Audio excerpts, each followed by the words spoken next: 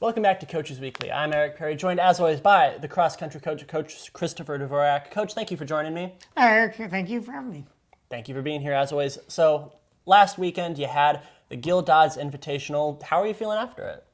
Feeling pretty good. We finished up the race. We're like, it went pretty well. There was a few people who just had some challenges and struggles, but a lot of people PR'd, several PRs, and even looking back at the previous year at the same meet, a lot of the veterans, most of the veterans had better times.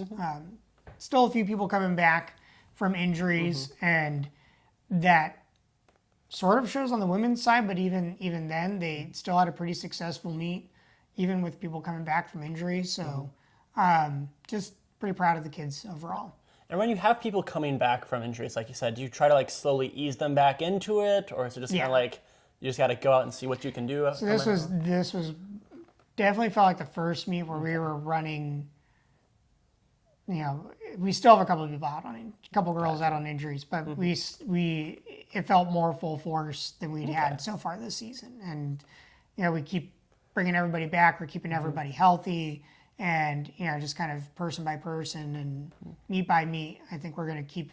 It's a really good sign for building towards the end of the season, which is the goal. Is in the end have a successful end of the season, end it on a good note. Have all the training be purposeful and building towards that time. We're still in the train through the meets kind of mentality. So, we're still hitting hard workouts earlier in the week, and even with recovery, some of that takes time to recover from, and that's just how it goes. Okay. So. And you said that you're kind of working through the meets now. Even though you are doing that, is it nice to see that, like you said, early in the season, you've already had several PRs?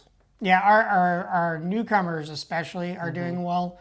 They kind of have more room to grow, and it just shows that they're picking things up. They're learning everything race to race. So it's what you hope and expect from newcomers to the races, especially as freshmen, where they're like, oh, I've never run an 8K before. Even some of our other guys who have been more on the shorter side on the track, and they've jumped over to pick up some endurance on the distance side, and they're running great races. And so it's just a lot of good successes to see on the personal level. Okay, gotcha. And then, so this was the first time this season that you had meets on back-to-back weekends. How do you feel that the athletes were able to kind of deal with that and work through that, not having a week off like you did at the beginning?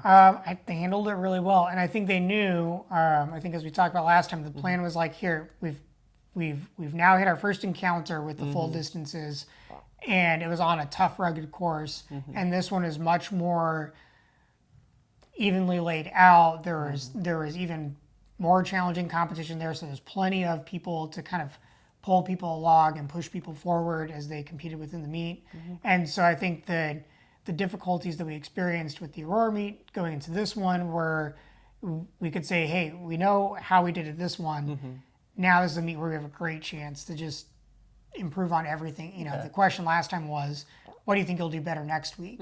And so that was, I think, a really productive way to get people thinking about okay, here's what I did well, here's what I'm going to change. Okay, gotcha. And then now that you have, again, a week off until your next meet, how do you approach that in terms of practice and strategy, I guess? Well, we get a chance to do just, basically it gives us a chance to do one or two more workouts to work on specific areas where we've been able to notice they could really be using some more speed. And part of it's part of the training plan where it's okay, we've really been hitting the endurance. We're still hitting the endurance, but now we're able to kind of sneak in the speed workout where we wouldn't have really had the time or the conditioning to be able to plug it into a workout as intensely as we would have wanted to and still feel successful at the meet. So it just gives us more time to practice and prepare, and gives the runners times to process, the successes and struggles that they've had respectively. And that's the thing with every meet. There's always people who see good successes, and there's people who, they'll just, it won't be their best race, and that's just how it goes. It's in such an individualistic sport. It's really hard to be successful week in and week out, and because the course changes, training changes, the competition changes, it's never a consistent. There's no consistent formula of the cross country. So It's you take it meet by meet and see what you can achieve. Gotcha. And then, so like you said, when some of the runners do have meets where they don't perform to the level they would like to, what do you tell them to kind of just make sure they keep going and keep working at it? Well, a lot of times you can focus on what they did well in the meet, even if it didn't go well. It's like here's the bright point here, or here's what you improved on from last week to this week that you still got done, even though these other things didn't go the way, it didn't go according to plan or its expectations. Okay, gotcha. Well, I think that's all the questions I have for you this week. As always, thank you very much for joining me. I've been Eric Perry again. This was the cross country coach Christopher Dvorak. We'll see you next time on Coaches Weekly, and as always, roll Cougs!